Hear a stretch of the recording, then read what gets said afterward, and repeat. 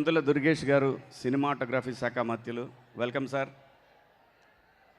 మీకు విజ్ఞప్తి కూడా ఉందండి, లాస్ట్లో చెప్తాను. మీకు రిక్విజేషన్ అది 100%.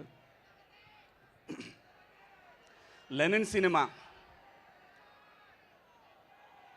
సినిమా మా అందరికి కూడా, ముఖ్యంగా నా లైఫ్లో కూడా చాలా ఇంపార్టెంట్ సినిమా ఇది. ఈ సినిమాలో అందరి గురించి మాట్లాడుకున్నాం, ఆర్టిస్టుల గురించి, టెక్నీషియన్స్ గురించి మాట్లాడుకున్నాం. ఈ సినిమా ఇంత పెద్ద విజయవంతం అవ్వడానికి ముఖ్యమైన రీజన్ ఈ సినిమా దర్శకుడు నందకిషోర్ గారు అలియాస్ మురళీకిషోర్ అబ్బూరు. నేను సినిమా పరిశ్రమకు వచ్చి 30 years పైన అయిందండి. మధ్యలో 13 సంవత్సరాలు మా ఆంధ్రప్రదేశ్, అమరావతి వీటన్నిటితోటి ఒక 13 సంవత్సరాలు గడిపేశాను. 13 సంవత్సరాల తర్వాత మళ్ళీ పరిశ్రమకు వస్తే ఘనమైన స్వాగతం ఇచ్చిన మీ గుండెల్లో పెట్టుకున్న మీ అందరికీ కూడా పేరు పేరున హృదయపూర్వక ధన్యవాదాలు. సినిమా ఏం మారలేదండి, ఎప్పటికీ మారదు కూడా. Indian cinema all about is emotion, glamour, ఇవి రెండే ఉంటాయండి. ఎన్ని తరాలు మారినా సరే ఎమోషన్ అనేది ఇండియన్ సినిమాలో ఎప్పటికీ ఉంటుంది. ఆ ఫార్ములా ఎప్పటికీ మారదు. కుటుంబ వ్యవస్థ ఉన్న ప్రతి సమాజంలో ఇలాంటి సినిమాలు వస్తూనే ఉంటాయి, వస్తాయి కూడా. అదే ఇండియన్ సినిమా. చాలా స్క్రిప్ట్లు విన్నప్పుడు ఏమనిపిస్తుందంటే, వీళ్ళు డైరెక్షన్ డిపార్ట్మెంట్లో పనిచేసి వస్తే చాలా బాగుంటుంది. కొంతమంది మంచి కథలు తీసుకొని వస్తారు, ఎగ్జిక్యూషన్ దగ్గర ఇబ్బంది పడుతూ ఉంటారు. అలాంటిది పరిశ్రమలో ఒక 15 సంవత్సరాల పాటు అసిస్టెంట్ డైరెక్టర్గా పనిచేసి గొప్పగా రాసుకొని లెనిన్ అనే ఒక సినిమాని, తన ఊర్లో ఉన్నటువంటి ఇన్ని పాత్రలని ఒక మాస్ హీరో సినిమాలాగా మార్చడం అనేది అది అనుభవంతో మాత్రమే వస్తుందని నేను తెలుసుకున్న సత్యం. ఈరోజు మీరందరూ ప్రూవ్ చేసిన సత్యం ఈ సినిమా.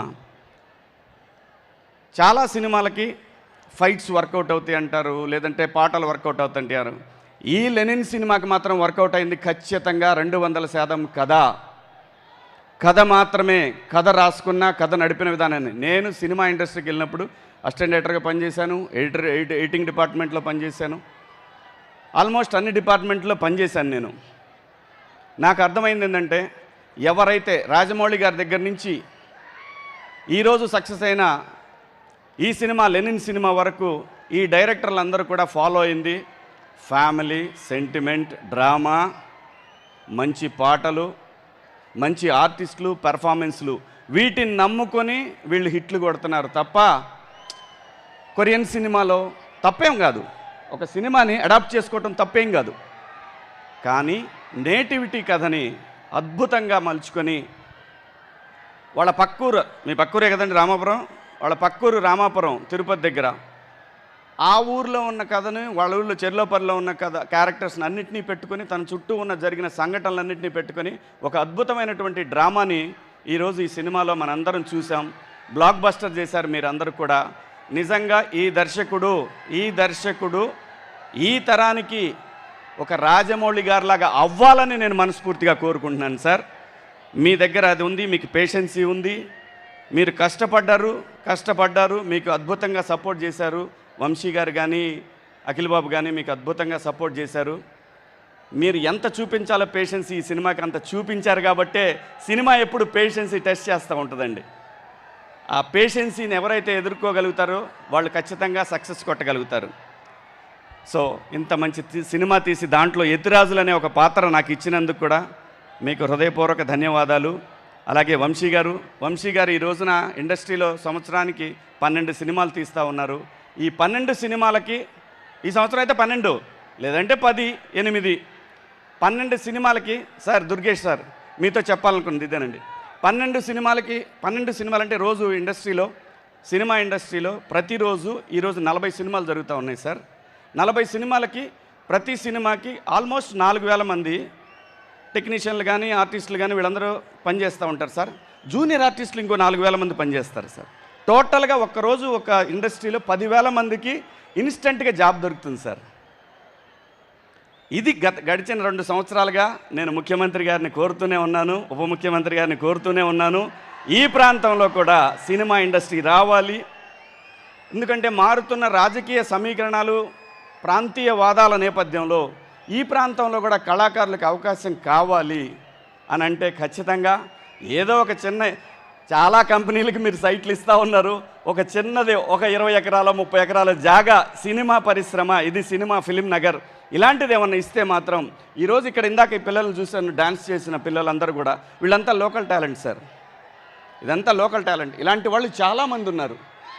వీళ్ళకి అవకాశం కల్పించాల్సిన బాధ్యత ఈ తరంలో ఉన్నటువంటి ఈ ప్రభుత్వం అంటే విడిపోయారు కాబట్టి ఈ ప్రాంతం పిల్లలకు కూడా పరిశ్రమ దగ్గరైతే చాలా బాగుంటుందని చాలా సందర్భాల్లో మాట్లాడానండి. ఖచ్చితంగా ఈరోజు మీరే వచ్చారు. మీరు ఖచ్చితంగా ఇది ఇద్దరు ముఖ్యమంత్రి గారు, ఉప ముఖ్యమంత్రి గారికి ఇద్దరికి కూడా ఇది విన్నవించండి సార్. ఖచ్చితంగా ఈ ప్రాంతంలో కూడా పరిశ్రమ ఉండాలి.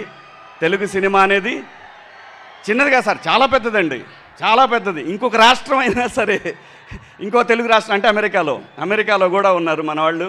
అంత పెద్ద పరిశ్రమ ఇది. సో ప్లీజ్ సార్, ఇక్కడ కూడా టాలెంట్ని ఎంకరేజ్ చేయాల్సిన బాధ్యత ఉంది. ఇది అలాగే అఖిల్ బాబు, నేను ఒక్క మాట చెప్పాలనుకున్నాండి మీకు. మీది ఇది 8వ సినిమా కదండి? 8 మనం యాక్ట్ చేశారు మీరు. అఖిల్ బాబుకి వచ్చిన నంబర్ 8, ఆయన date of birth 8, Narendra Modi గారిది 8, గంగూలీ గారిది 8 నెంబర్. చాలా పవర్ఫుల్ నెంబర్ అండి 8 నెంబరు. కష్టపెడుతుంది, చాలా కష్టపెడుతుంది. ఖచ్చితంగా వర్కౌట్ అవుద్ది, ఖచ్చితంగా చాలా పెద్ద లెవెల్లో వర్కౌట్ అవుద్దండి ఈ సినిమాలు. అలాగే మీ ఫస్ట్ సినిమాలో మీకు ఇంకొక సెంటిమెంటు నేను మొన్న ఈ మధ్య చూసి గమనించింది, కన్నయ్య, శ్రీసింధులో కూడా ఇంకో కన్నయ్య ఉన్నాడు. సో నేను ఎప్పుడో 15 ఏళ్ల క్రితం ఎప్పుడో మా టీవీలో ఇంటర్వ్యూలో చూశాను. నాన్నగారు అమ్మగారు ఇద్దరికి మాట్లాడుకున్నది, మీ సిసింద్రి సినిమా గురించి మాట్లాడింది. ఈ సినిమా మీతో చేయాలని వచ్చినప్పుడు అమ్మగారు ఒప్పుకోలేదు. బ్లూ క్రాస్కి మీ రెమ్యునరేషన్ కింద సపోర్ట్ చేస్తానంటే మిమ్మల్ని ఆ సినిమాలో చేయడానికి ఒప్పిస్తానని చెప్పి అమ్మగారు అనటం.